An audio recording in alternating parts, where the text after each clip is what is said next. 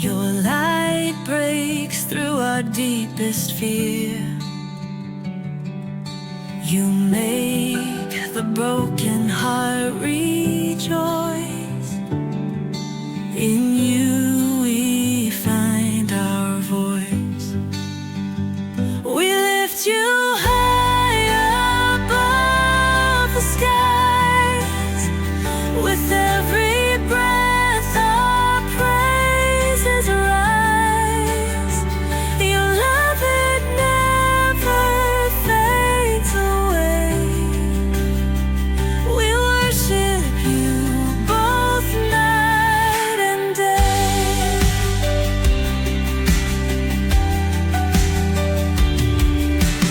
Chains are broken in your name.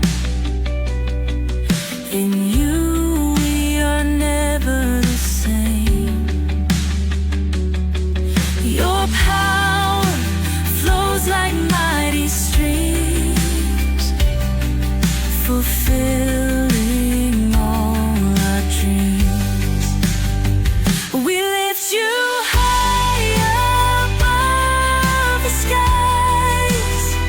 With every breath our praises rise.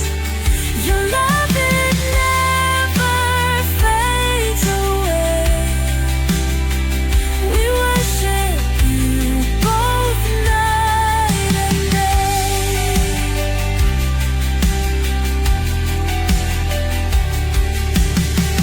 Your name is power, life, and peace. By your word our fears release. You are the hope that fills our soul. In you we find our goal. We lift you high above the skies. With every breath our praises rise. Your love, it never fades away. We worship you both night and day.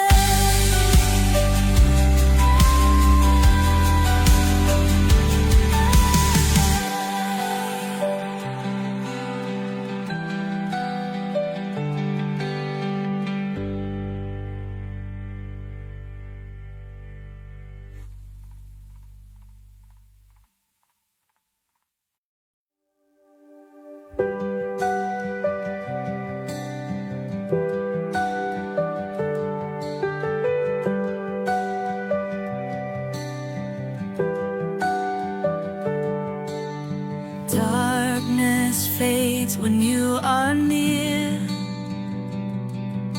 Your light breaks through our deepest fear. You make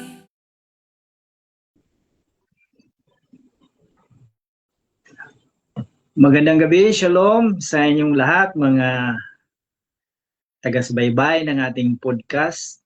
Muli, nandito po tayo sa Russia TV at ito po yung podcast episode 3 natin. Una sa lahat, magpasalamat muna tayo sa Elohim sa pinagpalang linggo na pinagkaloob niya sa atin, iningatan niya tayo, sinamahan niya tayo at ginabayan. Tayo pinagpasalamat at muli, sama-sama po tayong nag-aaral at nagbabahagi ng kanyang salita sa gabing ito.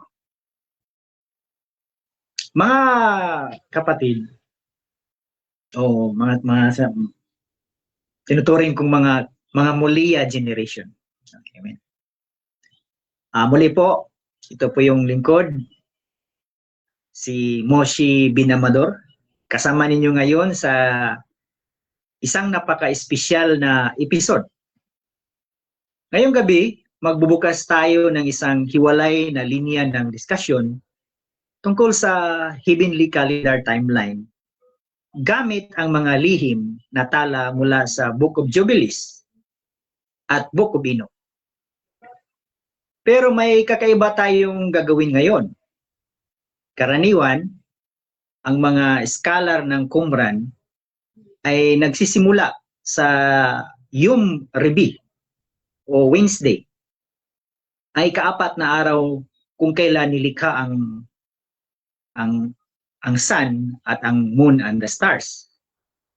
Ngunit ngayon, ililipat natin ang ating focus sa ang unang araw ng unang buwan ng taon, which is the sixth day. In Hebrew, ang tawag po sa sixth day or sa Friday ay Yom Shishi, ay ka-anim na araw. Ang araw ng paglikha kay Adam. Bakit? Bakit ito ang simula ng araw ng taon sa mga messianic faith defender ng Ancient of Days Messiah? Bakit? Dahil ang oras at ang kasunduan or ang covenant ay nangangailangan ng tao para maging saksi. Amen? Hindi nagsimula ang bilang ng kasaysayan ng tao hanggang hindi namulat ang mata ni Adam. At kapag ginawa nating Yom Shishi o Friday, ang simula ng taon, ang buong 364 day ng solar calendar ay nagkakaroon ng isang perpektong balangkas kung saan ang bawat Sabat ay permanenteng papatak sa ika-2, pitsa 2, pitsa 9, pitsa 16 at pitsa 24 na araw ng mga buwan ng season of the four seasons, head of the four seasons. So, ito po ang pag-aaralan natin ngayon. Ito po yung i-introduce ko sa inyo. Bahagi pa rin ng ating exposition. Tuloy-tuloy natin na series of exposition sa Book of Enoch and Book of Jubilees.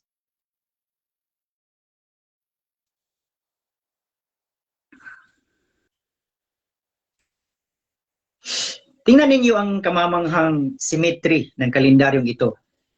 Pag sinuri natin ang haba ng buhay ni Adam, no?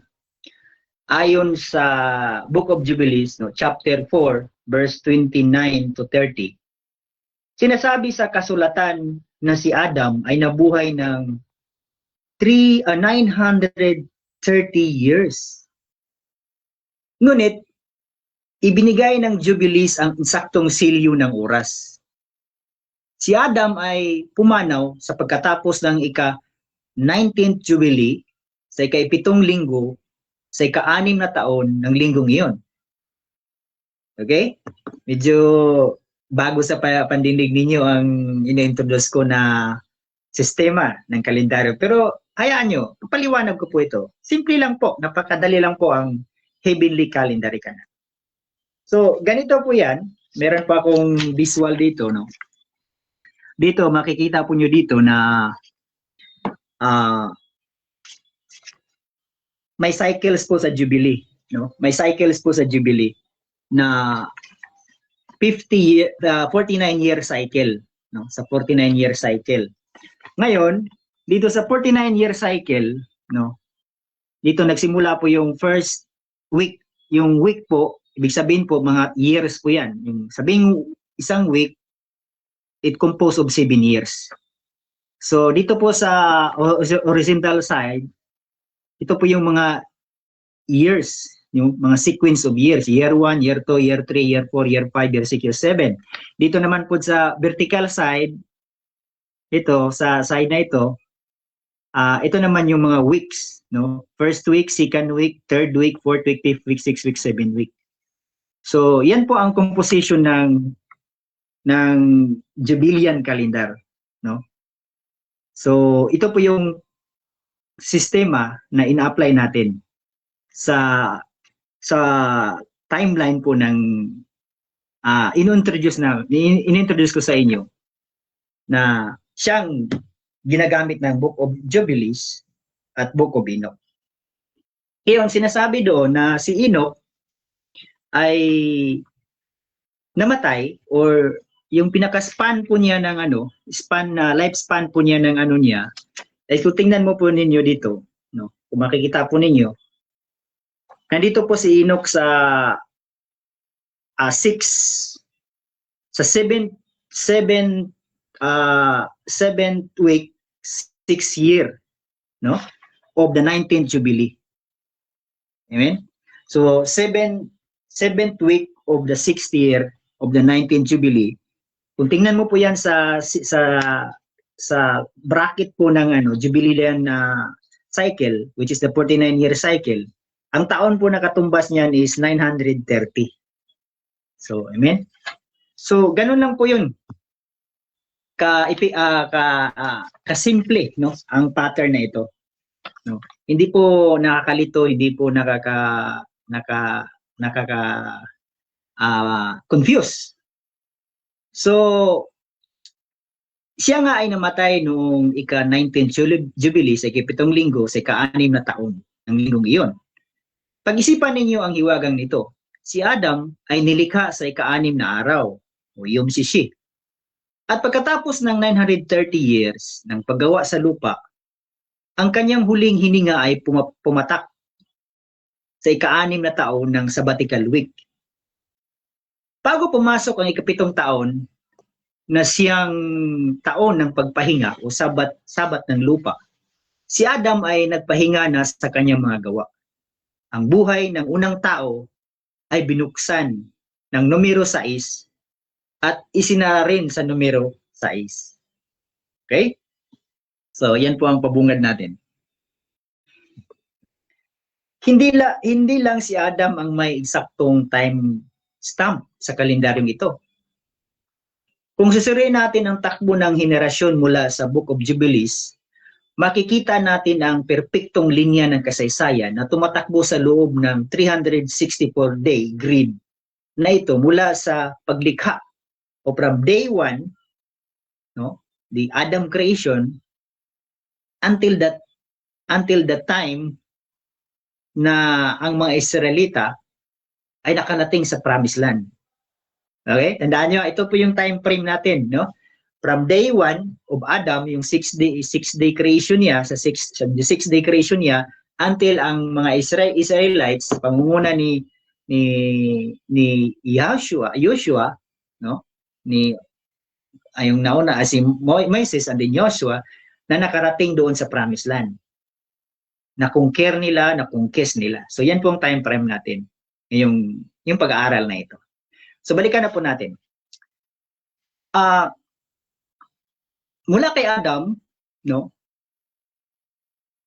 sa ika-130 na taon ni Adam, no, 130 na taon ni Adam, ipinanganak niya si Seth. Okay?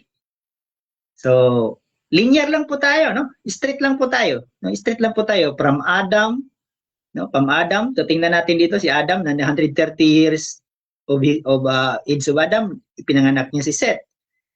And then 325 years, no? Pinanganak naman si Enos. Si Enos ang anak ni Seth. And then after that, pinanganak si Kenan in 325. No? 325 years ni Adam. And then si Mahalalel, pinanganak naman noong 395 years old si Adam. Then, after that, si Jared, ipinanganak noong 461 years si Adam. Imagine buhay pa si Adam nitong lahat ng pinanganak tong mga kaapu-apupuhan niya. Andito na, dumating yung ika-7, apo niya, no? This is kilalang-kilala natin, si Enoch. Pinanganak po si Enoch sa 522 years ni Adam. So, linear lang po ang natin, no? Patagal ng patagal, pataas ng pataas po yung bilang ng mga taon. So dito sa ika-7, mula kay si Enoch mula sa ika-7 ni Adam, siya ay propeta, no? Alam naman natin. Ibig sabihin, buhay pa si Adam nang ipinanganak si Enoch at magkasama nga silang pinag-aralan ang takbo ng mga bituin. Okay, tuloy natin. Nung 352 years na si Adam, ipinanganak si Lamech. Okay? And then, ito na, yung ika-10th generation niya, nung year 707, ang edad ni Adam, pinanganak si Noah. Tandaan nyo si Noah ay pinanganak yung year 707. Kung sa Jubilean pa yan, no? Kung gagamitan po natin ng Jubilean time frame, no, na ganito na time frame, i-share ko lang para makuha ninyo. No.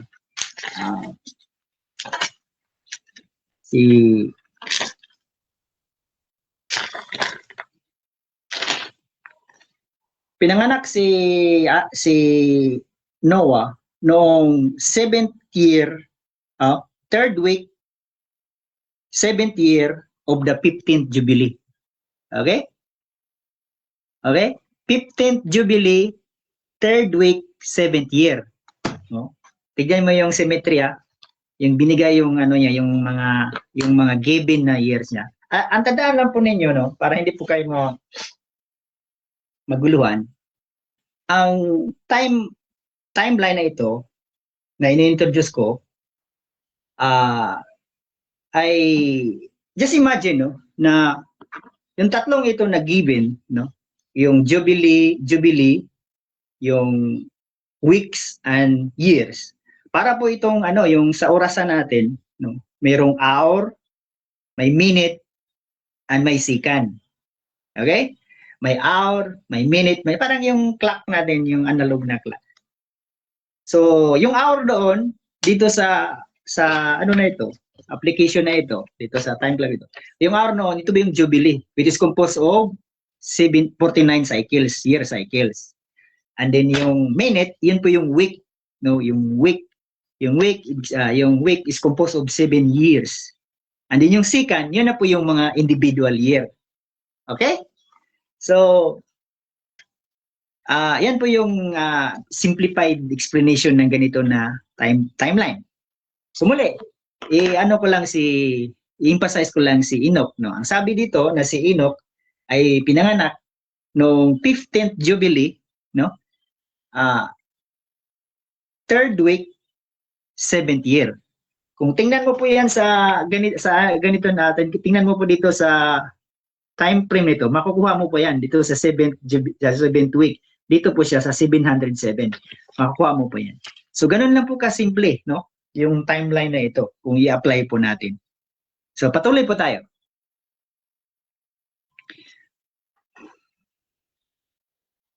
Bakit pinili ng Elohim na iangkla ang unang araw ng taon sa Yom Sisi o Biyernes? Dahil ito ay isang perpektong blueprint para sa huling Adam. Walang iba kundi si Yeshua HaMashiach. Okay? Gawin natin ang matematika ng kalendaryo. Kung ang month 1, day 1, bagong taon, ng the new year, no, ang the first day of the year, no, sa 364 calendar, ay Yom Shishi or Friday, ang day 8 niyan, ibig sabihin ay Biyernes din, no? Biyernes din. So, Biyernes din siya ang day 8. And then pagdating ng day 14, no, day 14 of that month, okay? Ay yung Kamishi or Thursday. Okay, nakuha nyo? Yung day 14 yan ay papatak talaga sa Kamishi, yung Kamishi, which is Thursday. At malaga po ito. Sa pagdating ng day 14, no, ang tinutukoy po natin ito yung first month of the year, ng 364 calendar year, ang binabanggit natin, which is Abib or Nisan, Abib o Nisan. So, ang 14 po, ang day 14 ay sa pamagitan po ng starting na Yom Shishi, no, Friday 6 day ang starting ng counting. Ang day 14 po ay wala pong walang miss, kundi Thursday or Kamishi ang patak niyan. Eksaktong-eksakto. Isipin ninyo ang hiwaga, no? Si Yeshua ang Paschal Lamb, yung kordero ng Elohim, no? Ay inhandog sa krus sa araw ng Pisa, no? Na pumapatak sa Huwebes o Yom Kamishi. Dahil Huwebes, siya inilibing bago lumubog ang araw. Nakumpleto niya ang signs of Juna, no? Yung signs of Juna na eksaktong 3 araw at 3 gabi sa ilalim ng lupa, no? Nakumpleto niya sa pamagitan po ng Yom Shishi na starting ng first month of the year of the Abib. Makumpleto po niya ang requirements ni Prophet Juna, na which is 3 days and 3 nights sa Matthew chapter 12 verse 40, yung 3 days and 3 nights. Ganito po 'yan, napapakita ko po sa inyo, no.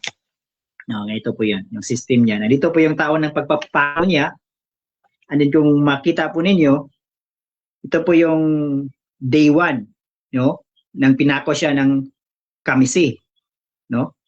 Day 1, 3 PM ng hapon. So nag-isisimula na pong counting 'yan, no, day 1, tapos ito yung night 1 niya.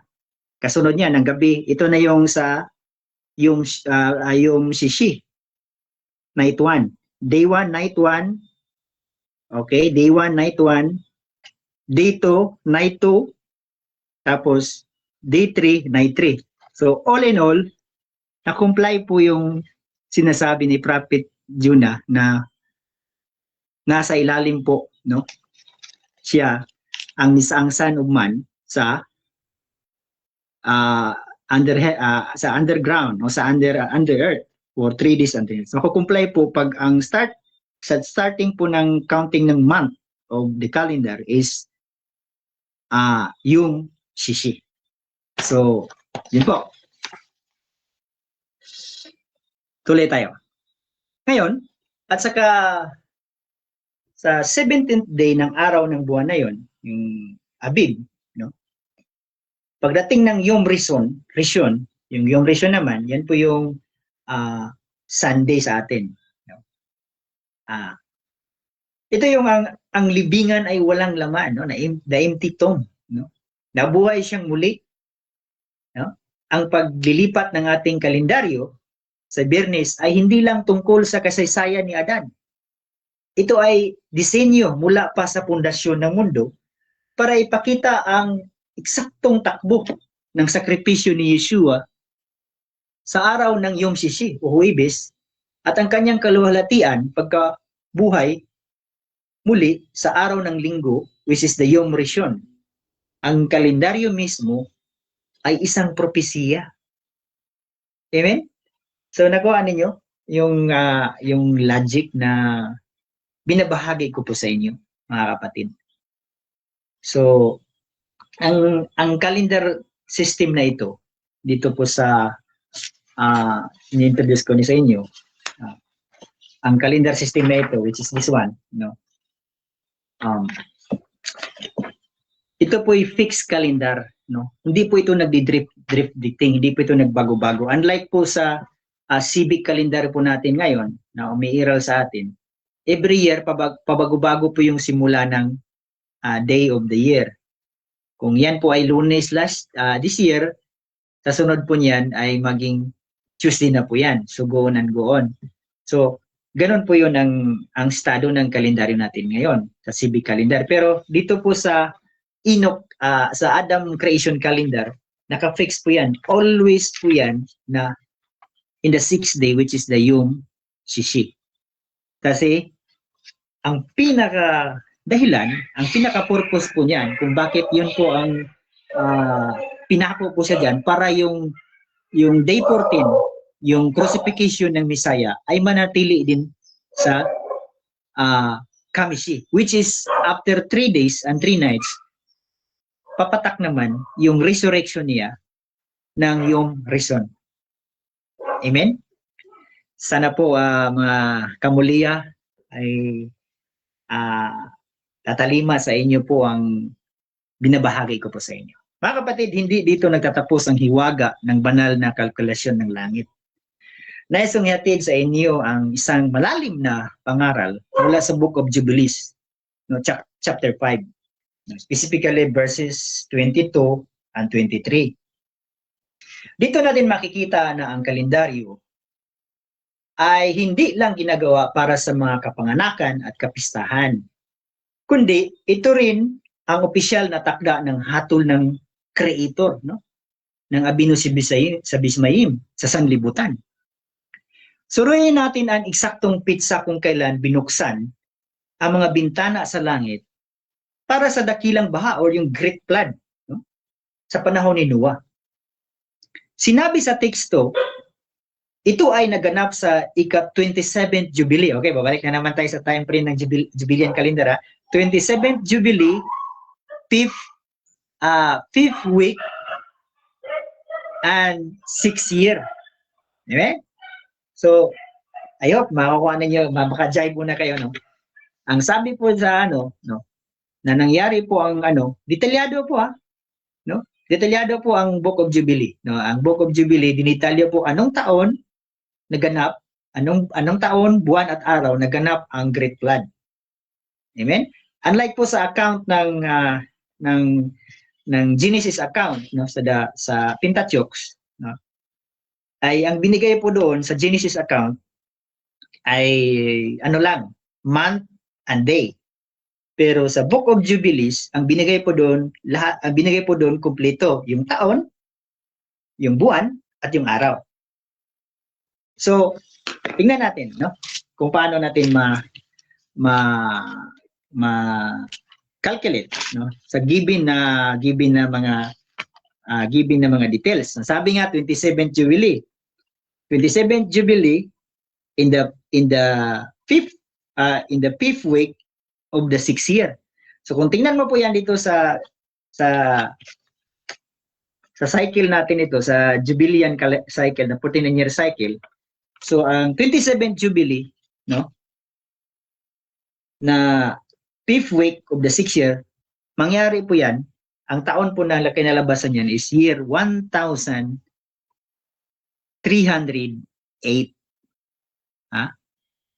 Amen?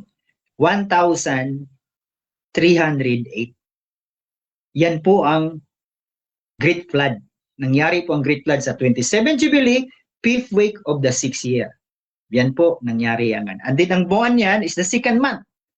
Sabi nga sa account, 2nd month on the 7th day. Okay? Kompleto. Year, month, and day. Binigay po sa Book of Jubilees. Binigay po, dinitalye po. Unlike po sa account ng Book of Genesis, ang binigay po doon is only a month and a day. Pero sa Book of Jubilees, binigay po lahat. Ang taon, ang buwan, at ang araw mismo. So, mga kapatid, pansinin ninyo ang pattern ng numericize. No?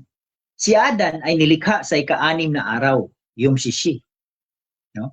Si Adan ay nagpahinga sa kanyang kamatayan sa ika-6 na taon ng kanyang huling sabbatical year. Kasi yung 930 year ay din yun? 6 year yun in a week, no? 6 year, 7th week, 6th year. So ika-6 year pa, parang ganoon din po, no? Yung sistema, yung symmetry doon sa flood. Kasi sa flood naman, 5th week, 6th year nangyari sa 6th year. So I get sana makuha ninyo makasabay po kayo mga kamulian. Si Adan ay nagpahinga sa kanyang kamatayan sa ika-6 na taon ng kanyang huling sabbatical week. At ngayon, ang buong sanlibutan na napuno ng kasamaan at karahasan ay hinatulan ng tubig at winakasan sa ika-6 na taon ng linggong iyon. Ang numero 6 ay nanatiling marka ng hangganan ng tao at ng kanyang mga gawa bago dumating ang banal na kapahingaan o paglilinis. At huwag ninyong kaligtaan ang araw na 17, no, ng buwan. 17. Kasi 17 nangyari yung yung Great Flood. 17th day of the second month. Okay? 7th day. So, by the way, ano po ba sa 364 calendar kumpara sa Enochian calendar ang second month? Ang second month po ay month of Iyar, no? Month of Iyar, no? Month of Iyar po siya. This is the first month of Abib, month Iyar. So, sa month of Iyar, the 7th day of month of Iyar, nangyari po ng Great Flood. Nangyari ang Great Flood. So, ganoon din po. Napakamagandang manifestasyon po yun. Dahil ang numericize ay nanatiling marka ng hangganan ng tao ng kanyang gawa bago dumating ang banal na kapahingaan o paglinis. No? Ganun din po, sa ikalang buwan ng ika-17 na araw, ang lumang mundo ay nalunod sa kamatayan dahil sa kasalanan. Okay? Ngunit, sa unang buwan naman, sa ika-17th na araw, no, which is the month of Abib, no, isang buwan lang ang agwat, no, si Yeshua naman ang lumabas mula sa libingan, yung resurrection, no, day of resurrection, nangyari din yan sa 7th din, day 17th of the first month, no? Okay, dala ni Yeshua, no, dala siya ang bagong likha at ang buhay na walang hanggan para sa lahat ng sumasampalataya sa kanya. Okay, nakuha ninyo yung contrast, nakuha ninyo yung symmetry ng yung mathematical symmetry niya. Doon po sa Great Flood judgment, yung judgment na yun, nangyari po yun ng 17 of the second month, 17th day. Dito naman sa resurrection naman natin, after crucifixion, 3 days after resurrection, crucifixion, which is the resurrection, day 17 of the month, nangyari naman ang kamangamahang bagay, ang resurrection, na nagdadala sa atin ng bagong buhay, nagdadala sa atin ng pag-asa sa ating pananampalataya. I hope tatalima po na sa iyo mga kapatid, mga kamuliya, ang binabahagi ko po sa inyo. Nagpatuloy tayo. Isa pang napakagandang exhortation na matatagpuan sa Book of Jubilees, chapter 9, 8 and 9. No? Pagkatapos ng dakilang baha noong 1308 EC, yung EC po ay Adam creation po ibig sabihin niya, hinarap ni Noah at ng kanyang 3 anak, no? Sina Shem, Ham at Japhet, ang bagong simula ng mundo. Sa pamagitan ng palabunutan sa harap ng mga servant of Elohim, mga minister of Elohim, sabihin na natin mga angels, hinati ang mundo sa 3 bahagi. At aling bahagi ang napunta kay Shem? Ang nakuha ni Shem ay ang Middle Earth.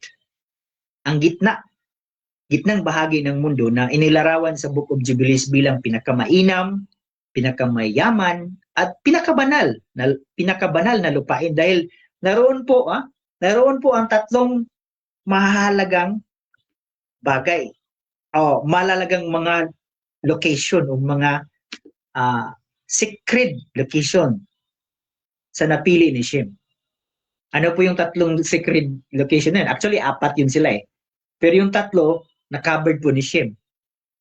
Okay? Yun po ang Mount Zion. Mount Zion. Yun, and then yung Garden of Eden. And then yung Mount Sinai.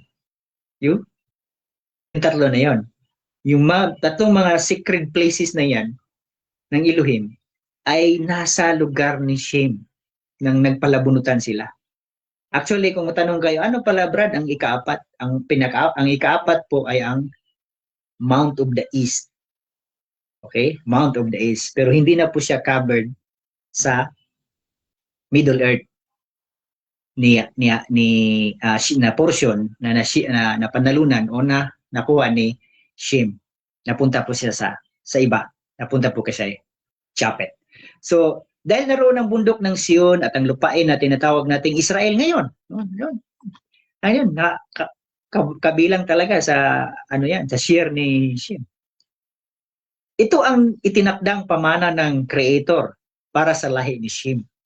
Kung saan nagmula si Adam o nagmula si Abraham, si Isaac at si Jacob. Ngunit dito pumasok ang malaking kasalanan at rebellion. Sa lupang ito, nakita ni Canaan, no? If you remember, Canaan is the son of Ham, no? Apo din ni Noah. No. Dito niya nakita, no, ang lupang ito, no, ni Canaan. Ayon sa Jubilees, nakita ni Canaan na napakaganda ng lupain ni Shem. Kaya kahit binalaan siya ng kanyang ama na si Ham at mga kapatid na huwag agawin ang hindi sa kanya, dahil ito ay may kalakip na sumpa. Hindi siya nakinig. Inagaw at inangkin ni Canaan ang lupang para sa lahi ni Shem.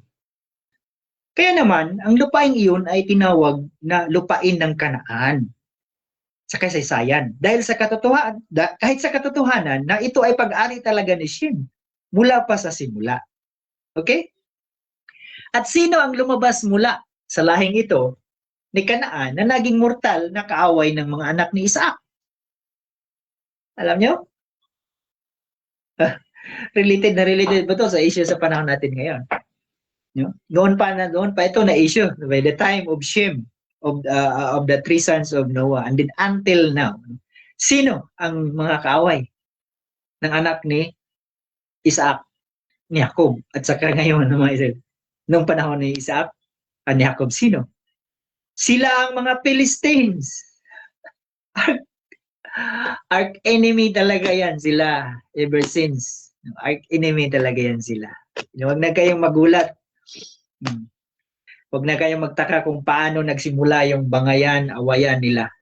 But by this podcast that I've shared to all of you, you will know the reality. You will know the truth of who was the real owner of that land. Okay, tuloy natin. Ang mga Palestine na laging kalaban ng Israel sa kasulatan, ang mga sumasamba sa mga Diyos-Diyusan at nagdala ng napakatinding digmaan laban sa mga hinirang ng Elohim. Sila ang naging paalala sa kaysaysayan ng bunga ng pagnanakaw na itinakdang pamana ng Elohim kay Shem. So, yan po ang katotohanan niya. Mga kapatid, magpatuloy tayo sa rurok ng ating paglalakbay sa kasaysayan ng heavenly calendar. Matapos ang paghahati ng lupa, ang mga anak ng tao ay naghimagsik muli. Nagtipon sila doon sa Sinar. Itong Sinar po ay sa bandang east na po ito, no? Upang itayo ang Tore ng Babil. Okay? Pasok na naman tayo sa Tore ng Babil, no? Actually, kung titingnan po natin yan, kung Brad, saan po sa timeline yan mangyari, no? Okay. So, na-share ko na sa inyo na ipinanganak si Noah noong 15th Jubilee, no? 15th Jubilee, 3rd week, 7th year. So, after that, alam naman natin, in the Genesis account na after 500 years, nagkaanak siya. Okay? Nagkaanak siya ng tatlong anak na anak ng Canaan. So, kung i-apply naman natin yung timeline nito, yung Jubilean timeline, noong taong 1207, okay, which is the exact 500 years of Noah. Okay? If you plus it, try it. Plus ninyo. Simple mathematics. Yung taon ni Noah, 707, siya pinanganak, plus 500 years. So, ang labas mo yan is 1,207. So, doon po pinanganak niya yung pinaka-eldest, si Shem. And after 2 years, pinanganak na naman si Ham, which is 1,209. And then pinanganak na naman si Japhet after 2 years, no? Which is 1,212. Okay? Linear po ang timeline, no? Hindi po tayo yung Gregorian calendar na paatras. Sa atin, pataas, diretso. hindi magulo, maayos, at matiwasay po ang kalendaryo natin na ginagamit natin. So, bear with me. Noong taon na pinanganak ang tatlong anak ni Adam, ni Noah, after the flood, ang taon po noon is year hindi pa para 1,207 no, pinanganak ni si Shem. So after that another 2 jubilees come, which is yun nga sabi natin yung year 1308, doon po nangyari ang flood. Di ba? Kasi alam natin na nangyayari ang baha, yung Great Flood, may mga anak na si Noah, di ba? So may mga anak, kasama niyang anak, kasi 8 nga sila noon eh. No? 8 sila, no? Yung anak niya na 3, and then yung mga asawa noon, may kanang asawa about isa, so 6, plus si Noah at saka yung asawa din niya, 8 sila lahat. So, yan po, meron po tayong talaan, meron po tayong timeline kung kailan pinapanganak ang mga anak na yon. So, and then yung nangyari ang flood. So, balikan po natin yung mounts, yung sa Babel. Ang sa Babel po, nangyari po yan nung pagpasok ng 33 Jubilee. First week of 33 Jubilee. No? Yun po, yung 33 Jubilee. First week noon is year 1569. No? Doon po nangyari ang pagtayo ng Babel. So, okay, tuloy natin. Dahil sa kanilang kapalaluan, binagabag ng Elohim ang kanilang wika. Ngunit alam ba ninyo, ang pinakamatinding nawala sa sangkatauhan ng gumuho ang tore? No? Alam ba niyo anong pinakamatinding nawala ng gumuho ang tore? Nawala ang wika ng paglikha o ang tongue of creation. Ano ba ang tongue of creation? Ang tongue of creation ay walang iba kundi ang wikang Hebrew. Okay? Yeah? Amen? Isang revelation po yan. Ang tongue of creation, ang ginagamit na tongue, no, lingwahe, nung kinikreate po ng Elohim, ang 6D creation, ay walang iba po ba ay, ang ginagamit po niya ay Hebrew. Yan po ay nakasulat sa Book of Jubilees. Isa po yan sa pinakasulid na fundamental truth na hinahawakan ng librong ito, which is kung ayaw tanggapin ng ayaw tanggapin ng mga Gentiles, dahil yun nga na hindi nila matanggap yun, na yun ang gamit ng tongue of creation ay ang Hebrew. Kung mag-wonder kayo, bigyan ko kayo ng konting logic sa somewhere in Genesis chapter 11, ang first verse doon sinasabi na and the world was with one language and one speech. Hindi ba kayo nagtaka kung anong language yun? Kung anong speech yun na tinutukoy sa chapter 11 ng Genesis? Sa Book of Jubilees, dinefine po yun. Ang language na yun ay Hebrew. Okay, patbalik na tayo. Nang gumuho ang tore, no, ang nawala ang wika ng tongue of creation. Nawala siya. No? That is, nabuo na naman yung mga tongue of nations. Nagsipasukan yung mga tongues of nation. Okay? Okay. Mula kay Adam hanggang kay Noah, ang Hebrew ang wikang ginagamit ng Elohim upang kausapin ang tao. At ito rin ang wika ng buong sansinukob. Okay? Ngunit dahil sa Babel, turin ng Babel, ang banal na wikang ito ay naging tahimik at nalimutan sa ibabaw ng lupa. Ngunit ang ating Elohim, ang Adonai ng restoration, lumipas ang mga panahong iyon sa takbo ng kalendaryo ng langit. At sa pagdating ng ika-39 na Jubilee, sa ikalawang linggo, second week, at sa ika-7 taon, eksaktong pumatak ang taong 1876. Walaan nyo kung sinong mahalagang tao ang lumitaw nito. 1876, 1876 year. Si Abraham. Okay? Pinanganak si Abraham noong 39th Jubilee, okay? 7th week, 7th year, puro 7 sa kanya. Talagang blessing talaga si Abraham, no? 7th week, 7th year, no? pinanganak si Abraham, no? Ikapito, no? Ikapitong taon, no? Ang taong sabbatical days ang nagpapalaya, no? Ang taong ding ito ay nagsimula ang muling pagkabuhay ng plano ng Elohim. Ayon sa Book of Jubilees chapter 12, verse 25 to 27, nang tawagin ng Elohim si Abraham at inutusan siyang lisanin ang Haran patungo sa lupang pangako, may isang himalang naganap, no? Binuksan ng lumikha o creator ang bibig at tinga ni Abraham sa pamamagitan po ng angel, no? Ang tinga at bibig ni Abraham, no? At muling ibinalik sa kanya ang original na wika ng creation, which is ang wikang Hebreo. Doon bumalik ang wikang Hebreo by the time of Abraham. Pero nawala po yan noong nagkaroon ng compounding of language doon sa Tower of Babel. So sa loob ng 6 na buwan, diretsong na kinausap at nag-aral si Abraham gamit ang banal na wika na nawala mula pa noong panahon ng Babel.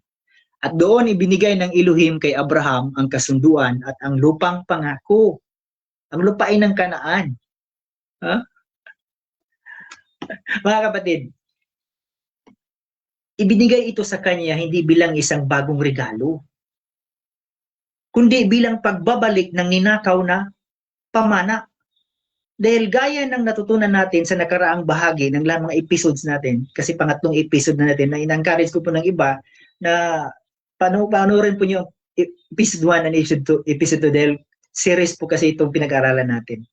So, yun nga, ang lupaing iyon ay pag-aari talaga ni Shem, na ninuno ni Abraham, na inagaw lang ni Kanaan.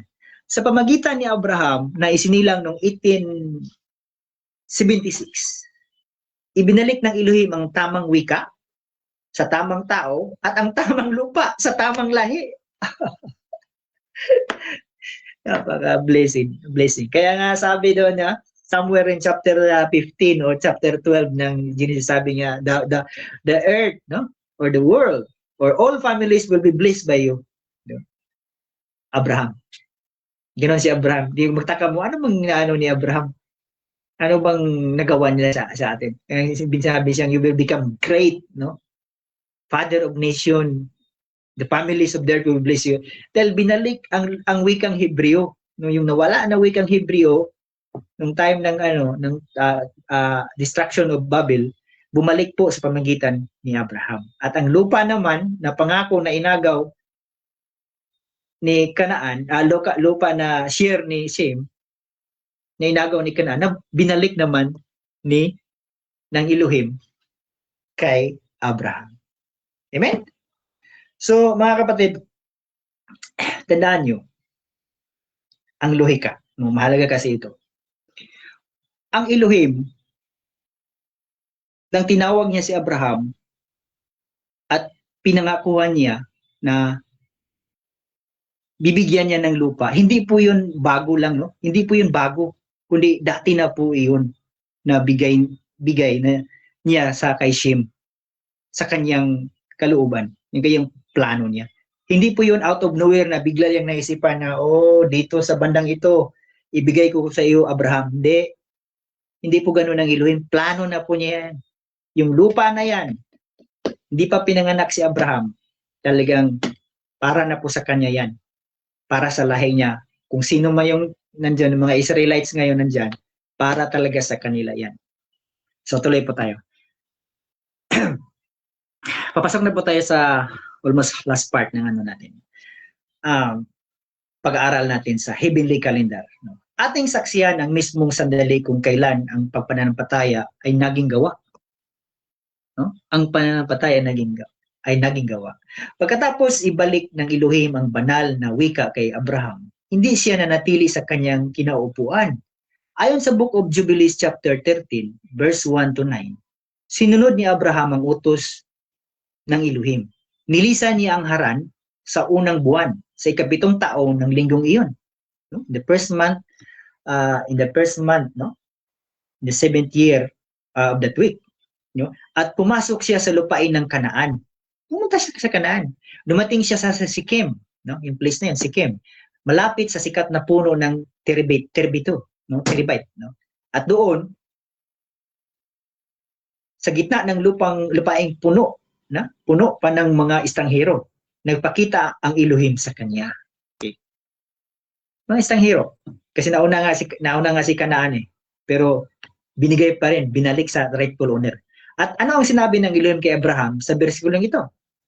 Isang deklarasyon na yumanig sa kasaysayan. Sabi ng Elohim, sa iyo at sa iyong lahi, ibibigay ko ang lupaing ito. To you and to your offspring, I will give this land. Okay. Pag-isipan ninyo ang bigat ng pangaral na ito. Nang marinig ni Abraham ang pangakong iyon, nagtayo agad siya ng dambana o altar para sa Elohim at naghandog ng pasasalamat. Nagpatuloy siya sa paglalakbay patungo sa Babil at nagtayo muli ng isa pang dambana. Bakit kailangan magtayo ng mga dambana si Abraham sa bawat tapak ng kanyang paa? Okay? Bakit? Dahil sa espiritual na realidad, sinisilihan at inaangkin na niya muli ang lupang ninakaw kay Shem. Sa bawat dambanang itinayo niya, winawasak niya ang legal na karapatan ni Kanaan at ibinalik ang lupa sa tunay na nagmamay-ari ayon sa kalendaryo ng langit. Ha? Ito ang malalim na exhortation natin ngayon, sa ating lahat ngayong gabing ito. Si Abraham ay naglakbay sa isang lupain na hindi pa niya nakikita ang katuparan ng pangako. Ngunit dahil narinig niya ang wika ng Elohim, humakbang siya. Humakbang siya. Kung titingnan ng mata ng tao, ang Kanaan ay pag-aari ng mga kaaway. Okay? Sa mata ng tao, ang Kanaan ay pagmay-ari ng mga kaaway. Ngunit sa mata ng Elohim, iyon ay pag-aari na ni Abraham. Dahil iyon ang tinakdang pamana mula pa sa simula. Aksiyas na. Minsan, ang buhay natin ay parang naglalakbay, ng paglalakbay ni Abraham. Pinapaligiran tayo ng mga Canaanites at ng mga problema na tila umangkin sa ating kapayapaan at ating pamilya at sa ating pagtawag, yung calling natin. Ngunit kapag hawak mo ang pangako ng Elohim, bawat hakbang mo ay may kalakip na otoridad. Magtayo ka ng dambana ng pagsamba sa gitna ng iyong mga pagsubok. Ipaglaban mo at ipahayag mo ang pamanang nakalaan para sa iyo. Dahil kung ang Elohim ang nagtakda ng iyong hangganan mula pa sa pundasyon ng mundo, walang sinumang Kanaan ang makakahadlang sa kanyang pangako. Amen? Mga kapatid, habang tinatapos natin ang linya ng ating podcast ngayong gabi, nais kong iwan sa inyo ang pinakamahalagang manifestasyon ng buong heavenly calendar timeline na ito. Suriin ninyong mabuti ang takbo ng ating pinag-aralan ngayon. Mula sa paglikha kay Adam sa ika-6 na araw ng taon sa kanyang pagpanaw sa ika-6 na taon ng Jubilee, hanggang sa pagbahak sa mundo noong 1308 EC, sa isa na namang ika-6 na taon hanggang sa pagkapanganakan kay Abraham noong 1876 EC sa kanyang paglalakbay sa Jubilees. Chapter 13 verse 1 to 9. Anong ibig sabihin ng lahat ng ito? Ang plano ng Elohim ay buo at tapos na bago pa man niya ito ipinangako kay Abraham. Nang sabihin ng Elohim kay Abraham na sa iyo at sa iyong lahi ibibigay ang lupaing ito, hindi doon lang nag-isip ang Elohim kung aling lupa ang ibibigay niya. Hindi. Ang lupang iyon ay ibinukod na ng Elohim para sa lahi ni Shem. Libo-libong taon na ang nakalipas sa pamagitan ng casting of lots ng 3 anak ni Noah. Bago pa man isinilang si Abraham, bago pa man agawin ni Kanaan ang lupang iyon, bago pa man magkaroon ng digmaan, ang plano ay tapos na. nakasulat na ang kalendaryo sa langit, ang dulo nito. Kailangan lang ni Abraham na marinig ang wika ng Creator. Humakbang sa pananampalataya at ang kinin ang pamanong nakalaan na sa kanya. At ito ang hamon ko sa inyo ngayon, mga kapatid, mga kamuleya, na nakikinig o nanonood sa podcast na ito. Ganyan din ang Elohim sa buhay mo ngayon. Ganyan din. Maaring tinitingnan mo ang buhay mo ngayon at ang nakikita mo ay ang kaguluhan. Parang Turi ng Babel. Turi ng Babel, ibig sabihin Turi ng Babel is confusion. O kaya naman tinitingnan mo ang iyong pamilya, no? Ang iyong kalusugan, ang iyong pananalapi, at ang nakikita mo ay ang mga Canaanites, mga kaaway na umangkin sa kapayapaan na dapat ay sa iyo. Narito ang salita ng Elohim sa iyo ngayon. Ang plano niya sa buhay mo ay buo at tapos na bago pa niya ikaw pangakuan. Hindi nagugulat ang Elohim sa mga problema mo ngayon, kaibigan. Kamuliya, hindi po. Bago ka pa niya tinawag, bago ka pa niya binigyan ng pangako sa iyong puso, isinulat na niya sa kanyang heavenly timeline ng iyong tagumpay, ang iyong paglaya at ang iyong pamana. Ang kailangan mo lang gawin ngayon ay katulad ng ginawa ni Abraham. Humakbang ka mula sa iyong haran. Iwan mo ang iyong nakaraan. Iwan mo ang iyong mga doubts, mga duda mo. Buksan mo ang iyong tainga sa wika ng langit. At sa bawat tapak ng paa mo sa gitna ng pagsubok, magtayo ka ng dambana ng pagsamba. Ang kinin mo ang pamanang nakalaan sa iyo mula pa sa pundasyon ng mundo. Oh, hallelujah. Kung ikaw ang taong iyon ngayon, na gustong magpasakop sa banal na rima ng Elohim, na gustong magsabi ng Adonai Yeshua HaMashiach, tinanggap ko ang pamanang tapos na. Idalangin ko ito sa iyong puso ngayon. Ang kinin ko ang aking promised land. Ang kinin ko ang iyong pamana sa akin. I claim it in the name of Yeshua HaMashiach. Hallelujah. Hallelujah.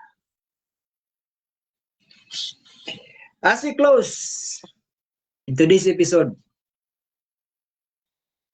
this is your host, Moshe bin Amador, leaving with you this. The right time, at the right place. As it is written, I believe. And because of that, I spoke. Shabbat Shalom, everyone. Maranatha. Come, Adon Yeshua HaMashiach. Hallelujah. Hallelujah. Shalom. Shalom. Maraming salamat po, mga kapatid, mga kamuliya. Okay, so dako tayo sa mga quick question dito, bro. At Sige po. siguro mas meron tong mga question dito. A question dito, if the Bible, sabi ni Althea, if the Bible never explicitly say 2,450 years from Adam to Abraham's acquisition of the land, how can you be certain this number is correct? Again, base po sa mga presentasyon na nilatag ko, ang basihan ko po ng 2,450 years, which is equivalent to the 50 Jubilee, ay ang Book of Jubilees. Book of Jubilees, nasulat din ni Moises. Nilatag po doon ni Moises, doon sa chapter 50, hindi naman po mahirap, kapatid na Althea. Meron naman pong Google, kung hindi pa po nakarating sa inyo ang aklat na ito, Kung gusto po ninyo, pagkaluban nyo kayo. Sa chapter 50 ng Book of Jubilee, chapter 50, somewhere in verse 1, 3 to 4, 5, sinabi po diyon ang timeline mula kay Adam, in the days of Adam, hanggang sa taon na sila ay nandoon sa wilderness, the Mount Sinai. Yan po ay mayroong 50 Jubilee, second week, and second year, which is 2,410. Okay? Yan po yung nandoon sila sa Mount Sinai. Bear with me. Nandoon sila sa Mount Sinai noong 2,410. Yun po yung taon na sila ay nag-cross sa Jordan. Nag-cross sila sa Red Sea. Dagat ng Red Sea. 40 years after that, alam naman po natin na 40 years sila doon sa wilderness. 40 years from that, tumawid sila sa Jordan River. Which is simple mathematics at nakasaad naman dito naman sa Book of Jubilees na yan po ay taon ay closing of the Jubilee, of the 50th Jubilee. No? Sa 49 cycle, kung i-multiply po natin yun, 2,450. Again, ang Book of Enoch po ay inspired.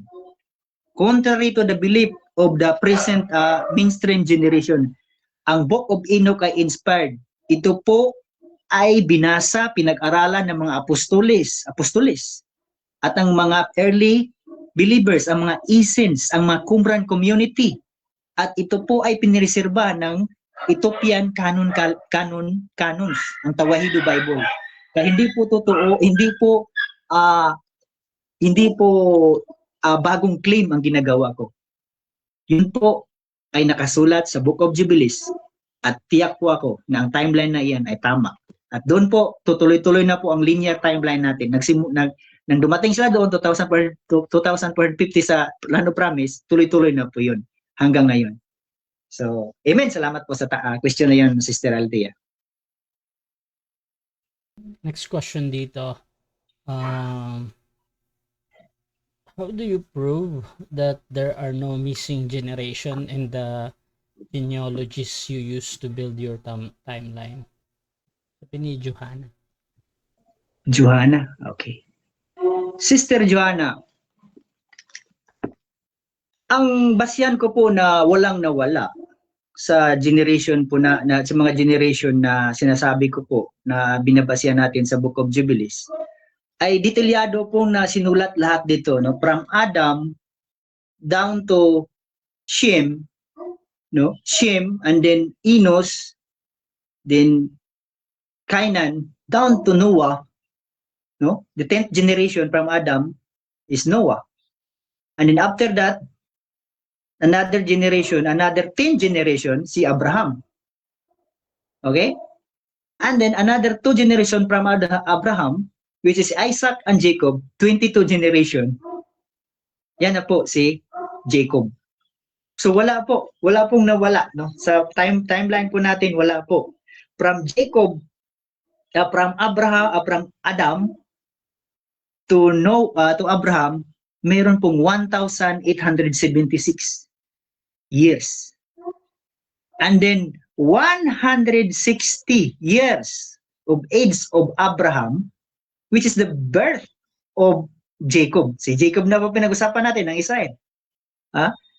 So 100 years of Jacob, yan po ay year 2036. Year 2036 pinanganak si Jacob. Okay? Si Isaac pinanganak po ng year 1976. Kasi si Abraham pinanganak ng 1876. After 100 years, pinanganak na si Isaac. So mathematically, kung tingnan din natin sa libro nito, 1976 si Isaac. And then 60 years after, pinanganak naman ni Isaac si Jacob, which is year 2036. So, diyan lang po. No, hindi ko pa i-touch yung si Moises. Kasi ang tanong mo, diyan ko lang po sagutin hanggang kay Jacob lang po. Pero kung loobin mo, pero may maiksi lang kasi ang oras, diyan lang po. Walang nawala. Continuous po ang generation. Walang nawala kahit isa. Amen. Salamat po sa tanong na yun.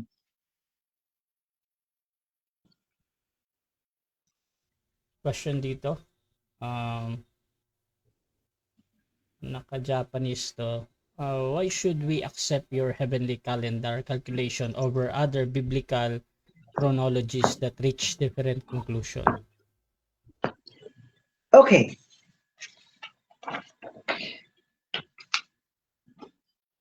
Ang dahilan, no, kung bakit nilahad ko po ito, no, dahil sa sinasabi po ng Jubilees, no, chapter 6, no, verse 32 noon, sinabi doon na ang kalendaryo po na inintroduce ng Elohim sa pamagitan ni Enoch through Moses ay salangsangin.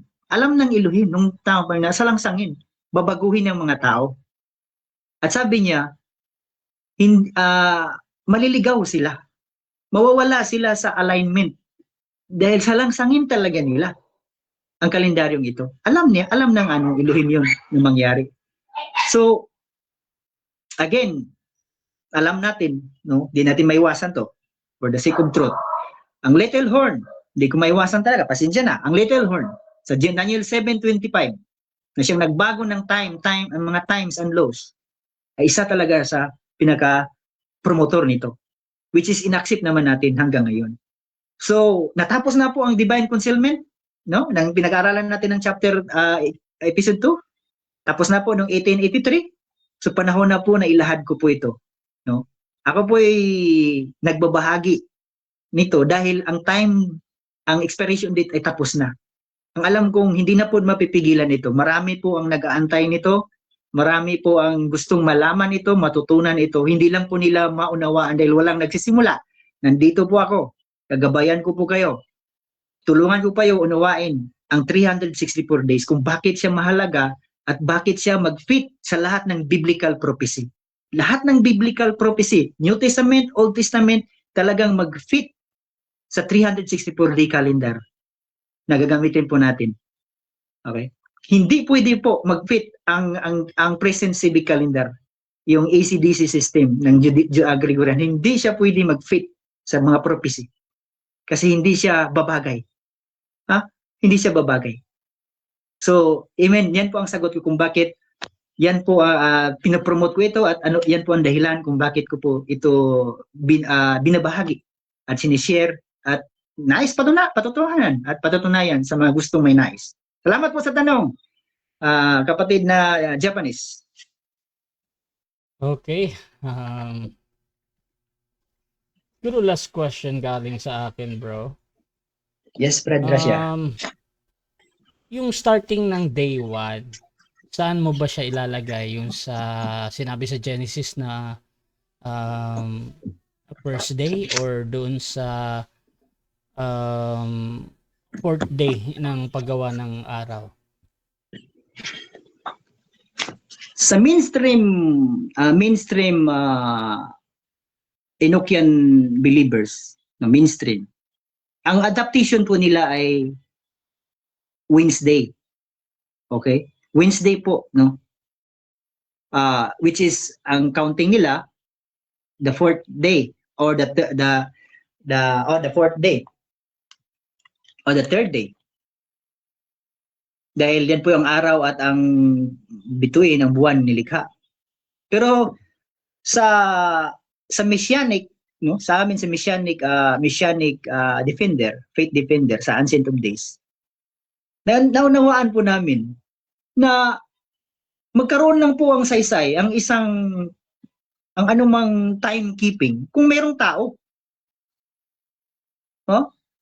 Hindi naman para sa buwan, hindi naman ang buwan, ang buwan o araw ang nagkaroon ng covenant ng Elohim, kundi ang tao.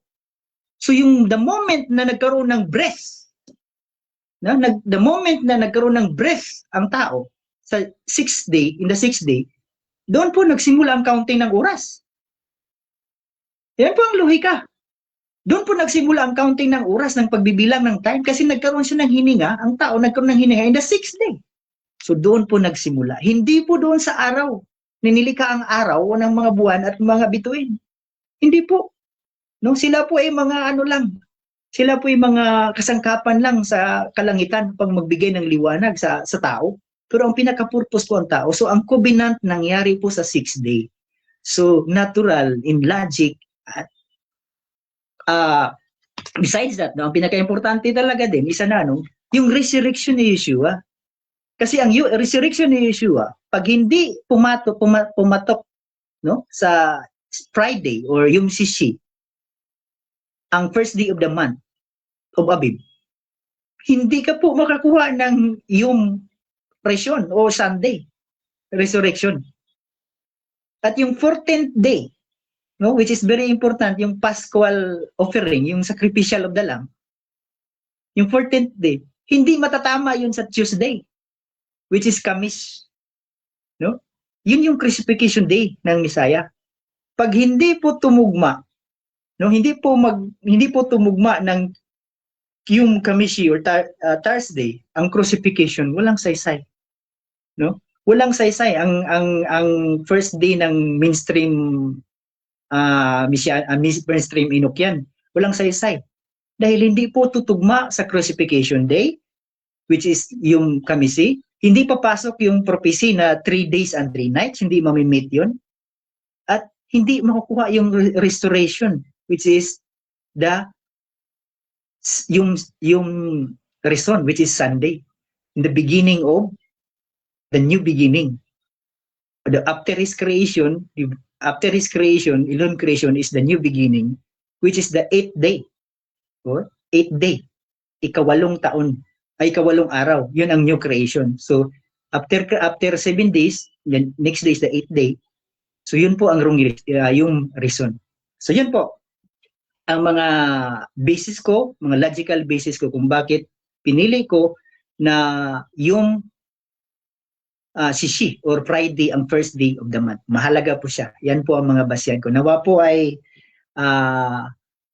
hindi man ninyo maunawaan kaagad ngayon, pero sa patuloy natin na pag-aaral at pakikinig at pagtatanong ay mabuksan ang iyong mga kaisipan at magkaroon po kayo ng revelation sa mga end times prophecy natin. Salamat po, Brad Rasya, sa napakagandang tanong.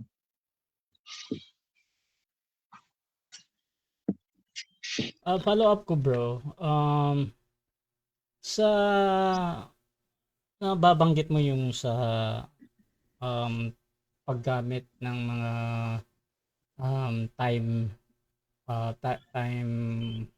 time reckoning na paggamit ng mga apostol. Meron itong dalawang bahagi. Merong for example sa Jesus crucifixion sa account ni Mark ay sa 3rd hour. At kay Peter naman at sa iba ay meron pang 9th hour ba yon?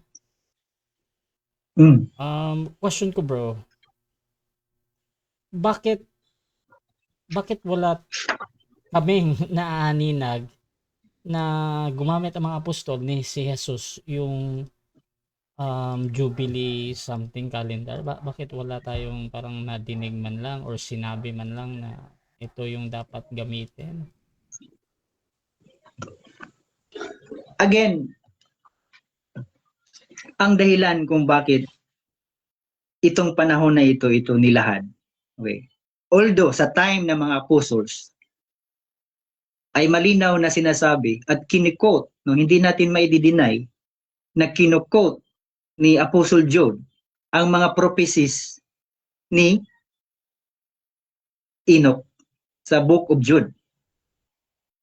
Kinukot niya. No, alam natin yan sa Jude chapter 1, verse 14 to 15, kinukot niya yon. Yan po ang patunay, isa sa mga patunay. Again, si Paul, nag-quote din. No? May kinukot din si Paul somewhere in chapter 10 sa 2 Corinthians. No? May chapter 11 ba? May kinukot siya doon. Sabi ni Paul about sa mga babae. Sabi niya, kailangan magtabon kayo ng inyong mga buhok alang-alang sa mga anghel. Dahil ang mga anghel nagkasala nga dahil dyan. So walang ibang nire-repair po si Paul kundi ang mga falling angel. Okay? And then si Peter naman, nag-quote naman sa 2 Peter 2, chapter 2, patungkol naman sa mga kinulong at ginapos ng mga anghel. Again, ang masasabi ko po, na hindi man literal na ina-advise, no?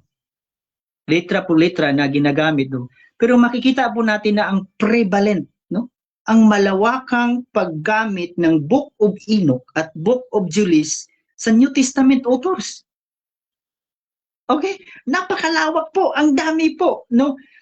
Again, alam ko lahat ng mga evangelicals, no? Familiar na kayo sa buong gospel, no? Familiar kayo sa buong gospel, no? Sa Matthew, Mark, Luke, John, at saka mga epistles. Familiar kayo sa lahat ng gospel. Try to read Enoch and Jubilees. It will harmonize your total understanding, no? Your total knowledge of the New Testament. It will join, no? It will connive in the very deep manner.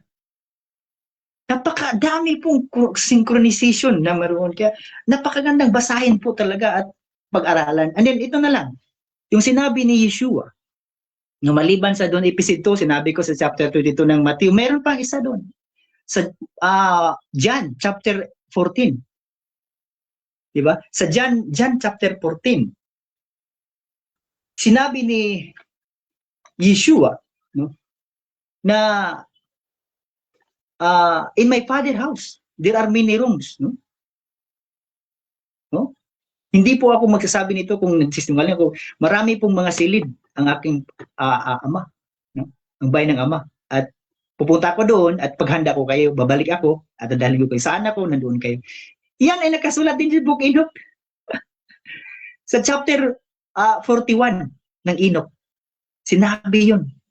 Yung mga mansions ng mga elite, yung mga mansions ng mga righteous ay hinanda para sa kanila.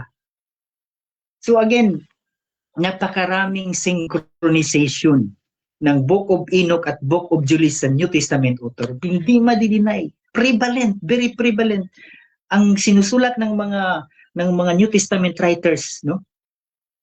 Ay talagang align sa Book of Enoch at Book of Jubilee. Hindi mo ma-explain. Tingnan niyo ha. Hindi niyo ma-explain ang rebellion of the angels, di mga angels. Walang explanation ang Old Testament, ang hindi sapat yung Genesis account, yung chapter 6 account na 4 lang na verses para explain ang rebellion of the angels. Anong dahilan kung bakit nagrebelde ang mga angels? Which is itong sa New Testament talagang theology ito sa New Testament. Isa lang. Yung origin of the demon spirits, evil spirits. Okay? Napakaraming evil spirit na pinalayas ni Yeshua sa New Testament. Hindi may explain ng Old Testament yan. Pero sa Book of Enoch at Book of Jubilees, kayang-kayang ipaliwanag yan. Kayang-kayang ipaliwanag yan. Again, isa pa. Yung title ni Yeshua na Son of Man. Napakadalang lang sa Old Testament. Napakadalang lang iilan lang. Only lang somewhere in Daniel chapter 7 lang, binanggit doon ng Son of Man. Pero sa Book of Enoch, 80 times or 70 times, napakaraming times na pinaliwanag yung Son of Man title, yung extraordinary title niya. And then yung final judgment. Iilan lang din sa Old Testament, sa Tanakh, ang explanation niyo, ang mga details. Pero sa Book of Enoch, Book of Jubilees, detalyado kung kailan magsisimula, no? Saang bandang magsisimula, ang millennial kingdom, ang return of the king, and then yung judgment, yung white throne judgment. Nakadetalyado lahat. So, ang theology, no? Ang theology ng New Testament ay kukulaps. No, kukulaps kung hindi natin isali ang Book of Enoch at Book of Jubilees.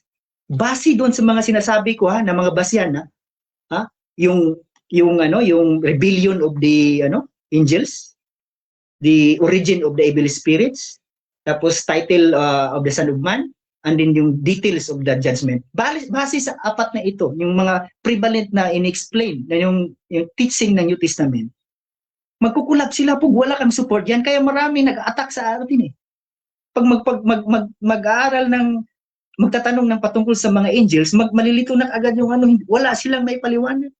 Kulang ang kanilang kaalaman sa mga angels, sa mga falling angels, sa mga demon spirit. Hindi nila ma-explain. Maraming nagkiklaim na magpapalayas daw sila ng mga demon. Hindi naman nila naunawaan kung ano yung demon na yan. Kung anong root niyan. Kung galing yan. Pero pag meron kang kaalaman sa Book of Enoch at Book of Jubilees, lahat po na yun, na theology ng New Testament, ay masasagot natin at may paliwanag po natin ng maayos. Yan po, brother, ang paliwanag ko po dun sa napakagandang tanong mo po. Salamat Okay, po, so- kapatid na Arash. Okay, so napaka-limited lang yung time natin. I understand.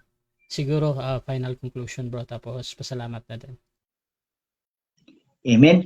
Muli na una sa lahat, pasalamatan po natin ng Elohim sa opportunity na binigay niya sa atin na may share ang kanyang salita sa lahat po ng nakikinig ngayon at sa mga Mulia generation. Nagpapasalamat din po ako kay Brother Rasya sa kanyang TV, sa iyang TV station. Purihin ng Elohim, magkaroon na ng TV station si Brother Rasya.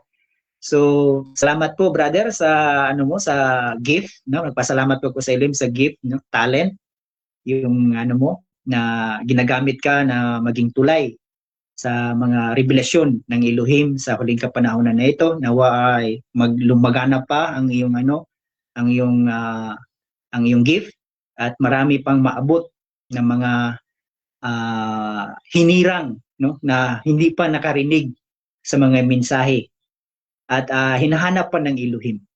Again, sinasabi ko po ito, ako po hindi po-promote ng aking sarili.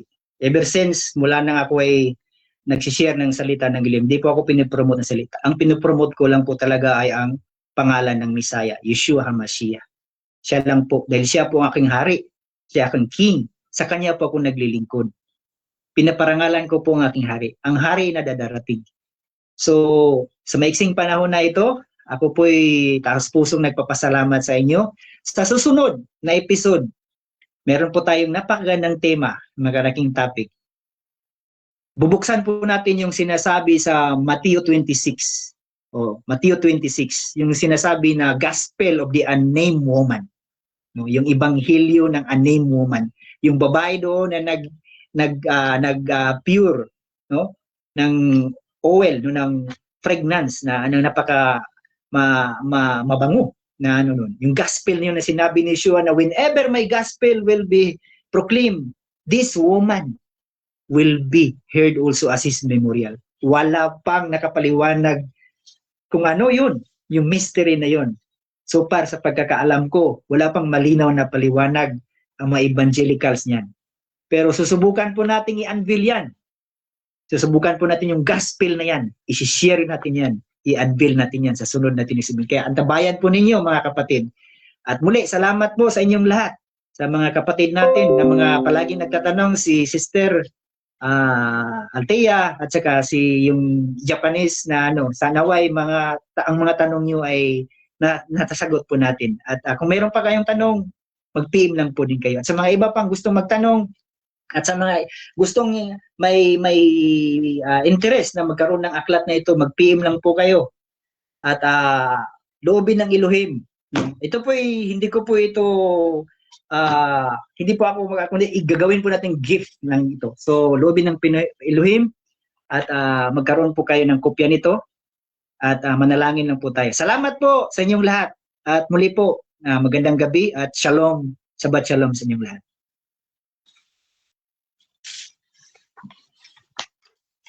Gracias. So, dyan nagtatapos ang podcast mga kapatid ni Moshin Ben Amador at kung gusto nyong subaybayan siya lagi, nagpo-podcast siya sa akin every Saturday mga kapatid 7 PM, so abangan nyo na lang yung mga next na topic niya at kung gusto nyo magsuri din sa kanyang pananampalataya, pwede kayong mag-follow sa kanya, nakatag naman yung account niya dyan. At syempre mga kapatid, sa akin din, hindi pa nag-follow, Rasha Vista, personal Facebook ko, at syempre sa ating YouTube channel, Rasha Debates TV, dahil lahat ng podcast ni Brother Mushi ay nandun din. So, tingnan nyo na lang. Amen. At syempre mga kapatid, sa aking TikTok din, Russia TV pa din. So, mga kapatid, dyan sa mga manonood pa nito sa replay, please huwag kayong mahiyang magtanong dahil sisikapin na Brother Mushi na sagutin pa ang inyong mga question or any comment mga kapatid dahil titingnan niya yan. So maraming salamat mga kapatid at this is Admin Russia ng Russia TV and we're out.